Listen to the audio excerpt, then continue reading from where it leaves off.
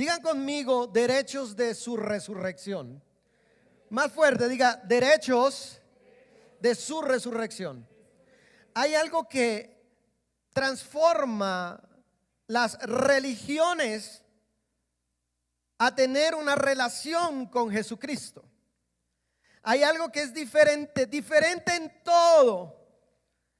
Compartía el viernes que toda religión tiene un líder. Y ese líder es humano. Entonces vemos a Buda, vemos al profeta Mahoma, y vemos que la gente que los sigue saben que ellos son humanos. Pero quiero decirte algo, nuestro Jesucristo, ¿cuántos siguen a Jesucristo? 100% humano, 100% Dios. La diferencia también es que mientras aquellos están sus restos en algún lado, nuestro Jesucristo ha resucitado. Y esto tiene una connotación profunda para el cristianismo, para nosotros. Pablo dice, si Cristo no resucitó, en vano estamos haciendo lo que hacemos. Él resucitó. Ahora, diga conmigo, derechos de su resurrección. Él le dijo a sus discípulos que iba a resucitar al tercer día, que era necesario que Él muriera y resucitara. ¿Por qué? Porque cuando muere una persona, se acaba todo. Cuando nace una persona, empieza todo. Y la muerte de Él significaba que había muerto el pecado, que el pecado ya no tenía el señorío sobre aquellos que creyeran en Él. ¿Me están entendiendo? Por eso Él necesitaba morir, no hacerse el desmayado, como algunos piensan. No que fue que duró unos momentos así, duró días ahí.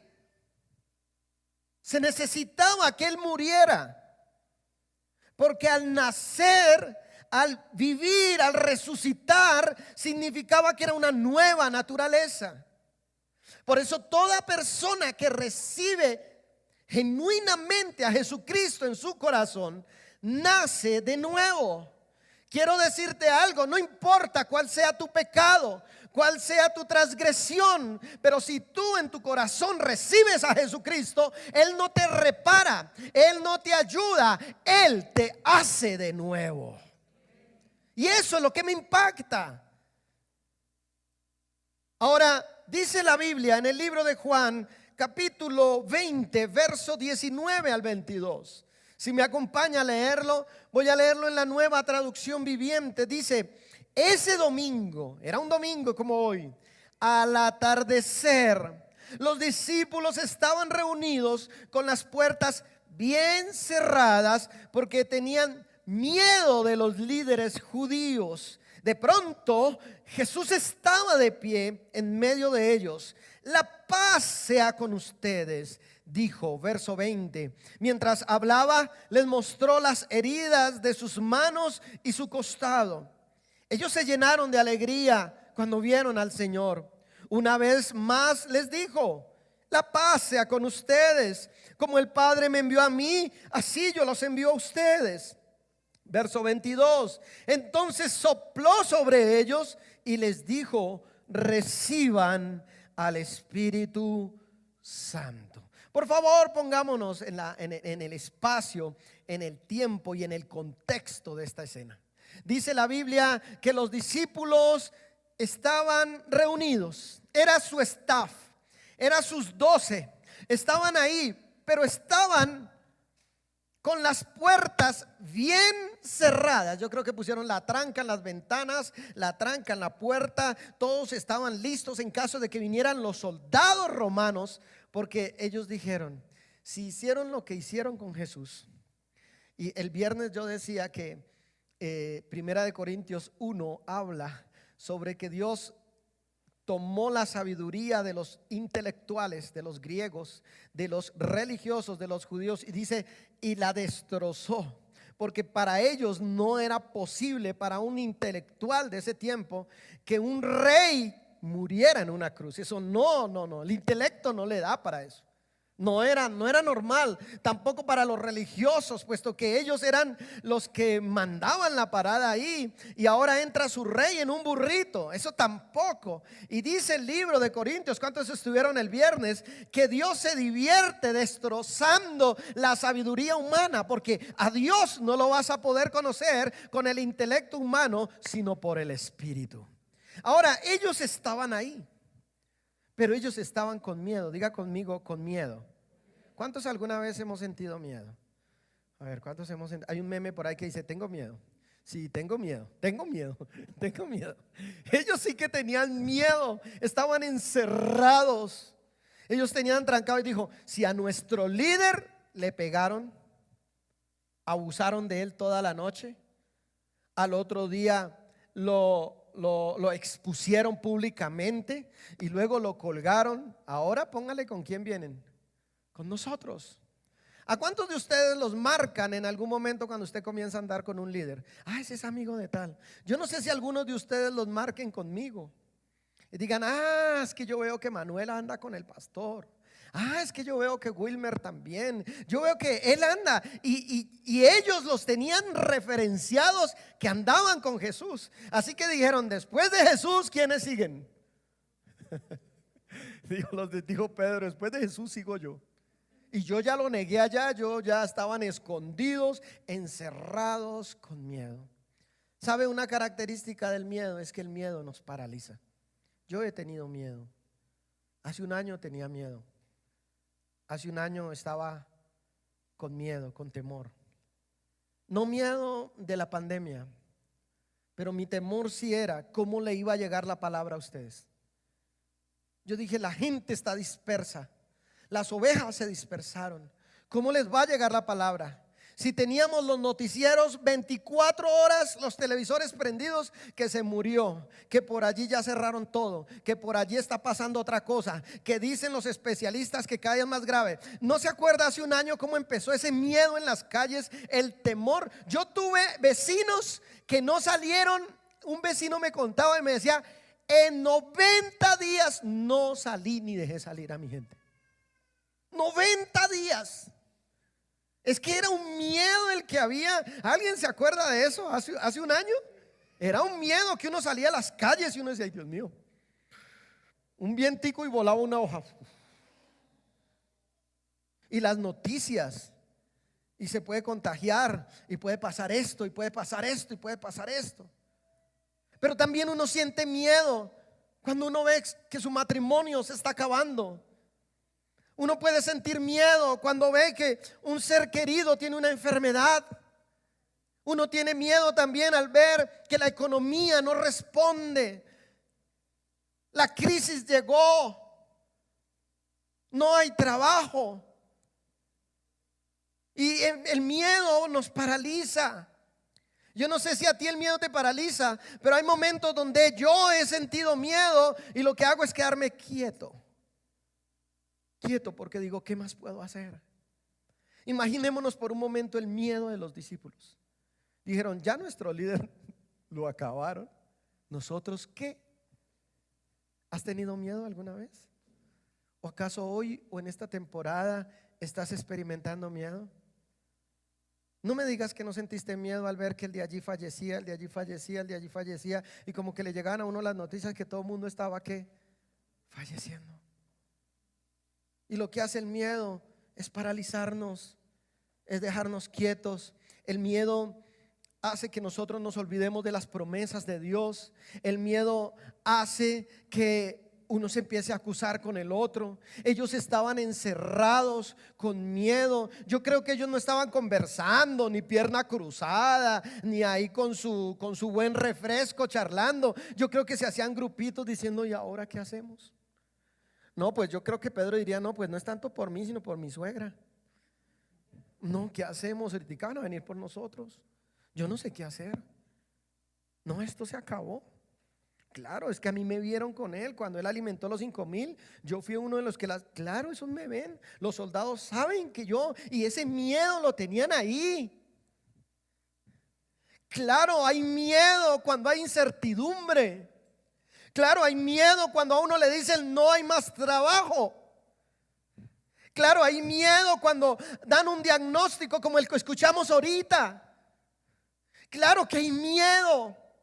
Pero tengo buenas noticias. Dice la Biblia que de pronto, levante sus manos y diga de pronto, viene un de pronto para tu vida. En medio de tu miedo, en medio de la situación difícil y de tu crisis, Jesucristo aparecerá. Y dice la Biblia aquí que de pronto Jesús estaba de pie en medio de ellos y les dijo: la paz sea con ustedes. ¿Te imaginas cómo quedaron? Por favor, imagínese ese momento. Llega Jesús y todo ¿quién le abrió la puerta? Y llega Jesús ahí. Y lo primero que les dice es esto: la paz sea con ustedes. Yo tengo una palabra de Dios hoy, día de resurrección. Ten paz en medio de la situación que estés viviendo. Te lo voy a volver a decir: ten paz, porque Jesús ha resucitado. Él ha resucitado. Ten paz.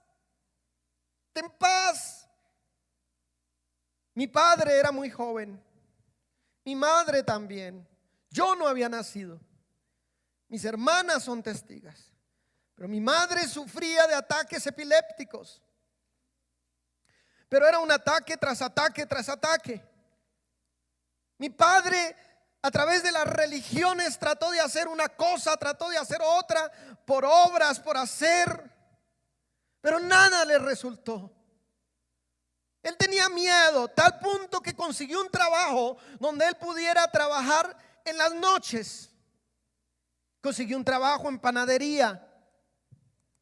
Aprendió la panadería y en una panadería que todavía existe, siempre me recuerdan, se llama El Cometa. Y mi padre trabajaba ahí y él era de noche porque sabía que de día tenía que cuidar a mi mamá y a mis 2 hermanas. Mi mamá ya la tenían que llevar de la mano al baño. Pero un día le hablaron de Jesús. Yo recuerdo tanto cuando mi papá me contaba de eso. Lo invitaron a un lugar a escuchar una palabra. Y escuchó que Jesús, el resucitado, podía hacer un milagro. Y sabe, mi padre tuvo paz.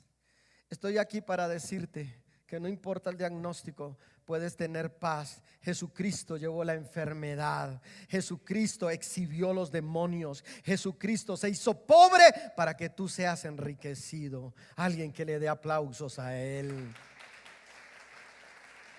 Quiero decirte algo.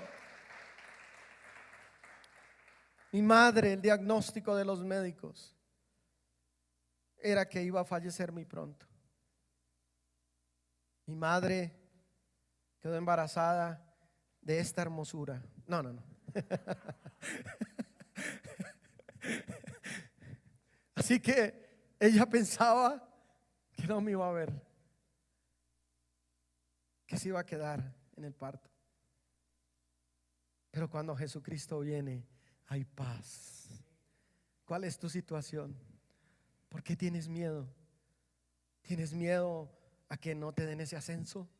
¿Tienes miedo a que esta persona no se sane? ¿Tienes miedo a que hay una crisis? Quiero decirte, Jesús está en medio en este lugar y te dice: ten paz. Si hay un derecho en la resurrección en el cristiano, es que tenga paz. Si tú me estás viendo, quiero decirte: ten paz. Paz porque Dios va a hacer algo grande. Cuando sentimos que no hay nada que hacer, cuando ponemos trancas porque tenemos miedo, Jesús aparece en la escena diciendo: ten paz, te voy a ayudar, estoy contigo. ¿Sabe mi mamá? Jesucristo la sanó. Jesucristo la sanó y vio a este hombre hasta los 43 años, 42 años. Hace 6 años ella falleció. Y sabe, aquí llegó a dirigir el ministerio de intercesión. Yo no sé qué te haya dicho el médico, pero Jesucristo te sana en esta hora. Diga conmigo: voy a tener paz.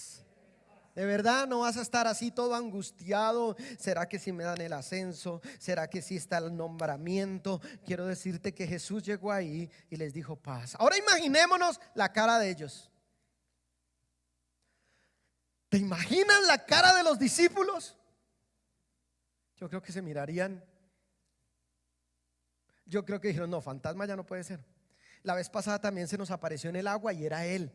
No, la vez pasada él también se glorificó con un hijo. ¿Cuántos me están escuchando? La vez pasada también él hizo algo en mi familia y yo no lo él es. Y dice que les dijo paz. ¿Sabe? Hay hogares donde no hay ¿qué? Donde no hay ¿qué? Paz. Yo hoy estoy aquí para decirte: ten paz, ten tranquilidad. Él te ha abandonado, él te ha dejado. Pues aunque el hombre te abandone, Jesucristo jamás te abandonará. Ten paz.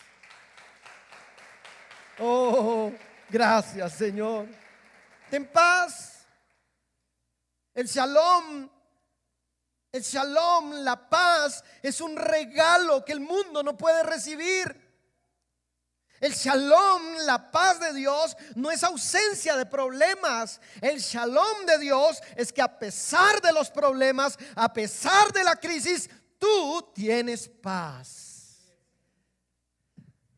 Tengo paz. Y ellos empezaron a tener paz.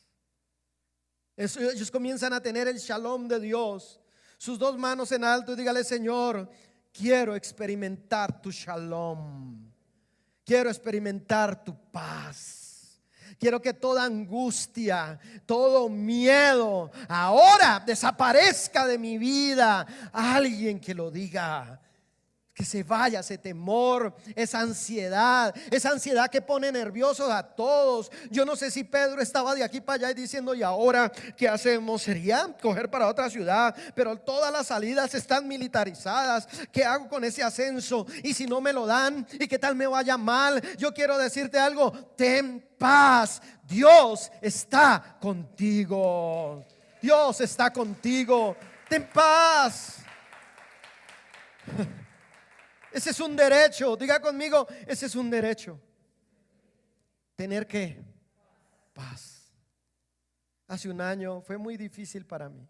Muy difícil para mí. Muy difícil para mí. Porque me sentí muy solo. Fue muy duro, muy duro. Pero sabe, su paz no se apartó de mí. Segundo lugar, lea el verso 20, por favor. ¿Qué dice el verso 20? El verso 20 dice que mientras hablaba, les mostró que las heridas de sus manos y su costado. Y ellos, ¿qué hicieron? ¿Qué hicieron? Se llenaron de alegría. ¿Sabe qué derecho te da la resurrección también? Estar alegre. Ellos les cambió la angustia, el miedo. Ahora, hágale una sonrisita al que está a su lado, pero no se va a quitar el tapabocas. No, mire cómo es la sonrisita, nos la enseñó Jorge. Mira, es así. Hágale una sonrisita a los que me están viendo ahí, una sonrisita ya. Sí, una sonrisita. Sí. ¿Por qué andas amargado? ¿Por qué andas indispuesto, malhumorado? ¿Sabe que eso se pega? Si hay algo como la gripa que se pega, es el mal humor. ¿Se han dado cuenta? Cuando alguien tiene una mala actitud, como que, ¿qué le pasa? Nada. ¿Qué tiene? Nada. Ellos estaban ahí con miedo, el shalom vino, pero ahora dice que cuando vieron sus heridas y vieron su costado, Él les mostró, ellos se llenaron de alegría, porque no hay nada imposible para Dios. Si Dios sanó a mi mamá, Dios te sanará a ti. Si Dios transformó tu vida, transformará la vida de tu familia. No hay nada imposible para Dios. Entonces no estés triste, no estés amargado, estés contento. ¿Cuántos conocen cristianos alegres? A ver, ¿cuántos conocen cristianos alegres? Y ahora, ¿cuántos conocen cristianos no alegres?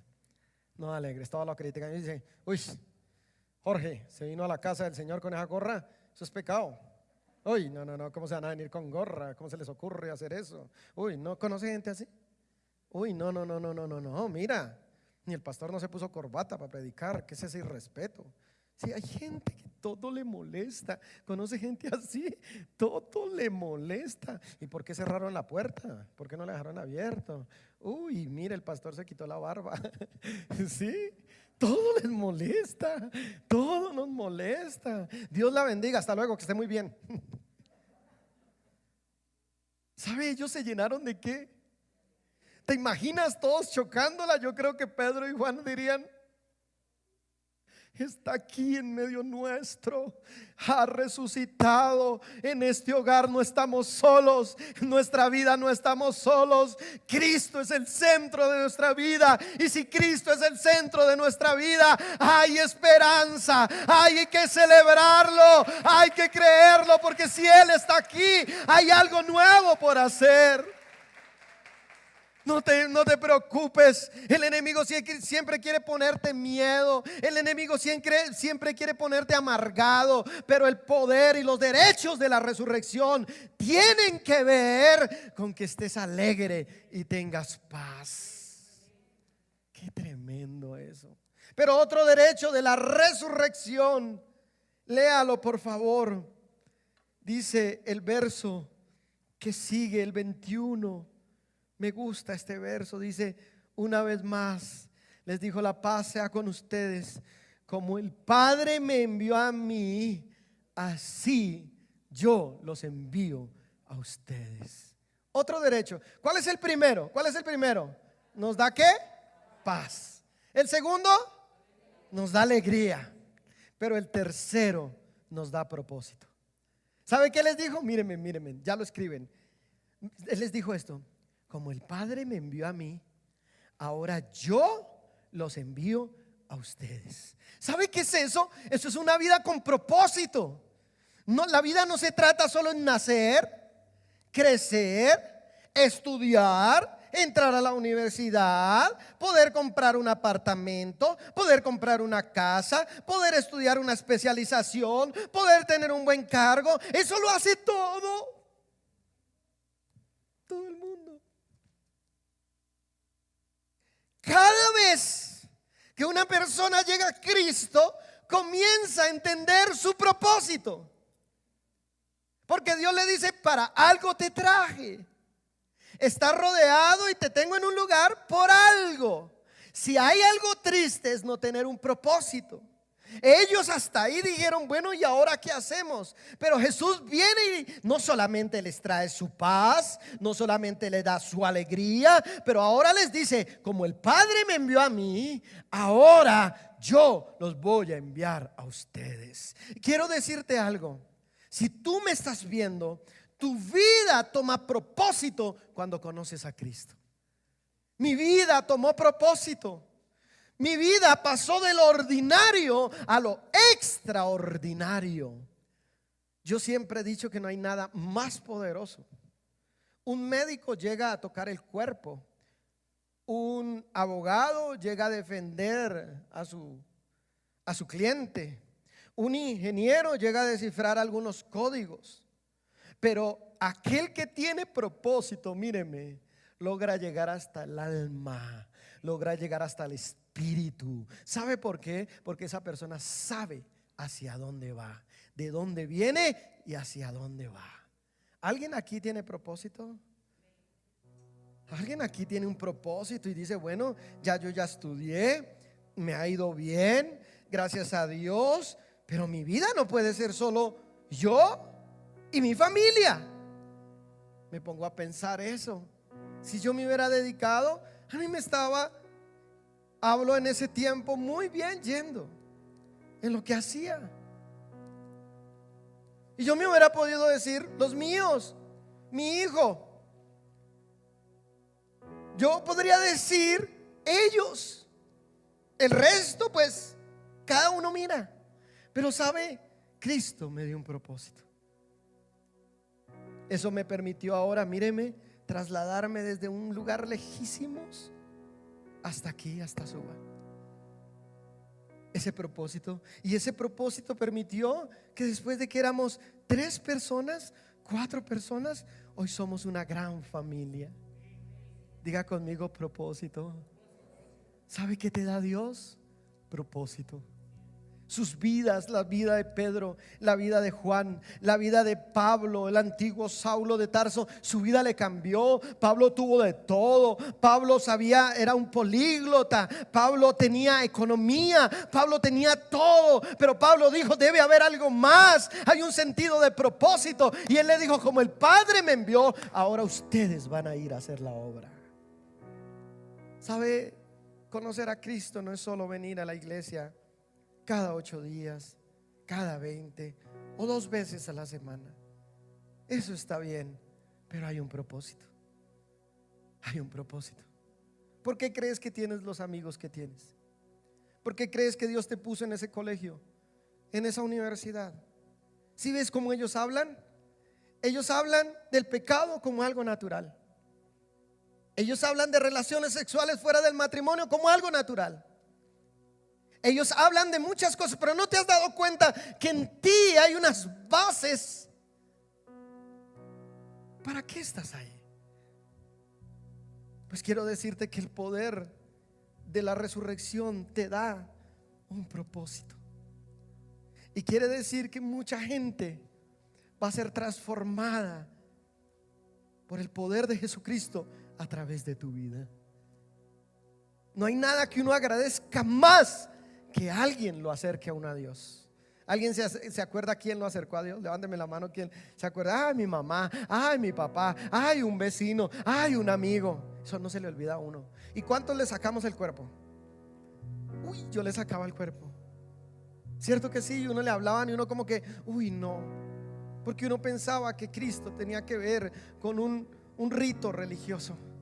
Pero cuando la gente comienza a entender que es una relación, que no se trata solo de pegar versículos detrás del carro ahí en la calcomanía, que no se trata de poner versículos y vivir una vida muy diferente, no se trata de ser perfecto, pero sí mostrar que vamos en un camino diferente. ¿Alguien quiere ese propósito? Levánteme la mano. ¿Quién quiere ese propósito? Dios te da un propósito. La religión no. La religión te dice es: tú pórtate bien, haz buenas obras para llegar a Dios y Dios te va a ayudar. Todo lo que tú quieras te va a pasar, porque se trata de ti. Pero Jesús dijo: como el Padre me envió, así yo también los envío a ustedes, familia Impacto. Hay gente que la única Biblia que va a leer será tu vida. ¿Me está escuchando? Hay gente que el templo que va a conocer va a ser tu vida. Hay gente que va a decir: mira el lugar donde Dios te tiene, y un día te va a preguntar: ¿y cómo es? Y tu propósito le va a resplandecer su vida. Tengo amigos que sé que quizás no vendrán al templo, pero sé que quizás mi vida les ha modelado algo. En último lugar, por favor, ponte sobre tus pies.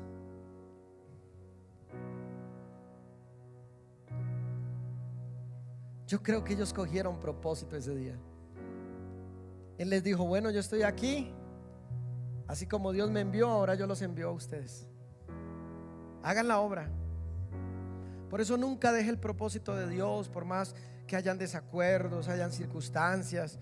Yo creo que en algún momento Pedro no la iba con Juan. Es que Juan era como melosito ahí, como cierto, Pensémoslo así, imaginémoslo, ¿sí?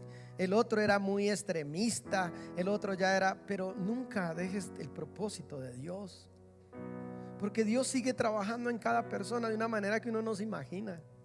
Dice la Biblia que Él hace salir el sol sobre qué, pero nosotros sí le cortamos las credenciales, las amistades, nos alejamos. ¿Se imagina Dios fuera como nosotros? No, diga conmigo, un propósito. Pero en último, un derecho que te da la resurrección. Léalo por favor, en el verso 22. Léalo, ¿qué dice el verso 22? ¿Lo tiene? A ver, léalo conmigo, ¿qué dice? Después de decir esto, sopló sobre ellos y les dijo, ¿qué les dijo? Reciban al Espíritu Santo. Esto me impacta. ¿Sabe por qué? Porque Él no nos dejó solos. Él no nos dejó solos. Si algo le digo a Dios es gracias, porque los momentos cuando quizás tú no estabas, porque estabas en tu casa cuidándote, quizás tú no estabas en el momento donde yo dije, Señor, ¿qué hago? Y sé que ese fue el desafío a muchos pastores. Yo no me sentí, en ese momento sentí que Él me habló. Mírame un momento, tú no estás solo. El Espíritu de Dios está en tu vida. Tan lindo Él viene y les da, ¿qué es? Número 1, ¿qué les da? Paz. Número 2, ¿les da qué? Alegría. Número 3, ¿les da qué? Propósito. Y número 4, les deja al Espíritu Santo. Dáselo fuerte a Él. Qué poderoso eso. Por eso tú ves como ellos entregaron su vida. Muchos fueron aserrados. Pedro fue aserrado por la mitad. Muchos porque tenían propósito. ¿Ha visto gente que coge una causa y realmente la dan toda? Bueno, quizás la causa no sea ahora que entregues tu casa y tus cosas y no sea eso, pero tu causa es Jesucristo. Que donde tú te mueves lo modeles. Y yo encuentro a esta gente llena del Espíritu Santo. Cuando alguien en tu trabajo, en tu universidad diga estoy triste, tengo un problema, ¿por qué no le dices simplemente esto? Yo quiero orar por ti. Te vas a dar cuenta cómo el Espíritu Santo te va a usar. No se necesita más. A ver, ¿por qué no lo haces? No, porque es que yo ahí quedo mal. ¿Qué van a pensar de mí? El mundo está necesitando a alguien que tenga la presencia de Dios y tú la tienes. Yo no sé si tú te has dado cuenta, pero tú tienes la presencia de Dios. Coloca tus manos así, por favor. Tú que me estás viendo, no tengas miedo. Ten paz. Jesús está contigo. Tú que me estás viendo, deja la amargura. Alégrate, porque Dios tiene pensamientos de paz para tu vida. Porque los planes de Dios, si quieres saber qué va a pasar en este resto de año, los planes de Dios son bienestar, son paz, de bendición. Pero también Dios te da propósito. Salimos de lo común que hace todo el mundo a lo eterno y extraordinario, que es mostrarles la vida eterna a las personas y decirles que hasta aquí Dios les permite llegar, pero que hay que pensar en una vida en Dios. Pero por último les da el Espíritu Santo. Con sus manos así, si tú estás allá mirándome, amigo, y me dices ¿de qué se trata esto? Sabe, ningún ser humano te va a tocar, es Jesucristo quien te va a tocar. Coloca tus manos así. Padre, en esta hora he hablado tu palabra.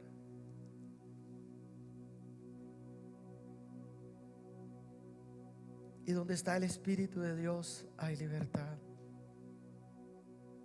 Quizás en algunas personas no hay libertad porque han ignorado tu presencia. Señor, te pido que cada persona que está aquí pueda experimentar, pueda sentir aún en sus emociones en su cuerpo, en su ser, tu presencia. Cuando cuente a 3 voy a soplar y la unción de Dios vendrá sobre ti. Espíritu de Dios, tú lo haces. Tú eres el centro de este momento. 1, 2 y 3.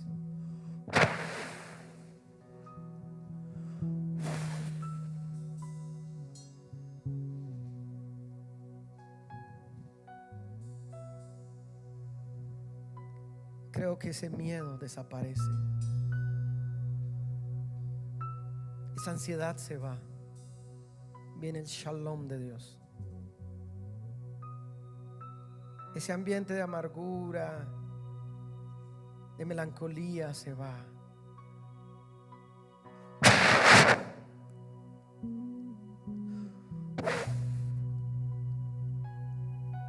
Ese propósito viene a ti, viene de Dios. Pero ahora ese poder que disipa el miedo, Dios te colocó en esa universidad porque tiene un propósito contigo. Eres un elegido, eres una elegida por Dios. Dios te colocó en ese conjunto por un propósito. Dios te colocó en esa empresa con un propósito. Dios te colocó en ese círculo de amigos con un propósito. Eres la Biblia que la gente va a leer. Ese es el propósito. Pero ahora el poder de Dios viene sobre ti. Lo que para los hombres es imposible, para Dios es posible. Y si quizás tú me estás viendo y me dices, sabe, yo no estoy en una relación correcta con Dios. Yo anhelo entrar en una relación correcta con Él. Ahí donde tú estás, repite esta oración conmigo. Primero, antes de repetirla, debe haber arrepentimiento en tu corazón y decir, yo quiero hacer lo que Dios me guía. Yo no quiero estar más en contravía de lo que Dios me dice. Si ese es tu deseo, en voz alta, y la iglesia me acompaña, tu amigo que me estás viendo, di en alta voz, Señor Jesucristo, hoy yo me arrepiento de ir en contravía de tu voluntad. Yo reconozco que he hecho lo malo y que no soy bueno, que yo debería estar en la cruz por mis pecados. Nadie sabe lo que he hecho, aún lo más íntimo, pero tú sí lo sabes. Perdóname, Señor Jesucristo. Hoy te veo en la cruz llevando mi pecado. Límpiame, Señor, con tu preciosa sangre. Lávame y transforma mi ser. Haz de mí una persona nueva. Que el poder de la resurrección, el poder de tu Espíritu venga sobre mi vida. Señor Jesús, muchas gracias. Tráeme tu paz. Amén y amén. Y ahora, si hay alguna persona que experimentó miedo, alguna persona que está enferma, alguna persona que está atada por brujería, por cosas que no son de Dios, levante su mano. Y allá los que están viéndome, quiero orar por ti. Y todos coloquen su mano con la mía, así en un punto de contacto. Padre, tu palabra dice que estas señales seguirán a los que creen en tu nombre. Echarán fuera demonios. Y ahora, en el nombre de Jesucristo, toda atadura, todo aquello que no proviene de Dios espiritual, se rompe en el nombre de Jesucristo de tu vida ahora. Ahora, en el nombre de Jesús, en el nombre de Jesucristo, Dios está haciendo algo en tu ser. Toda enfermedad, todo diagnóstico, ahora te declaro sano en el nombre de Jesucristo. Y ahora declaro abundancia, bendición sobre tu vida, cielos abiertos en el nombre de Jesús. Ahí está Él actuando. Gracias, Jesús.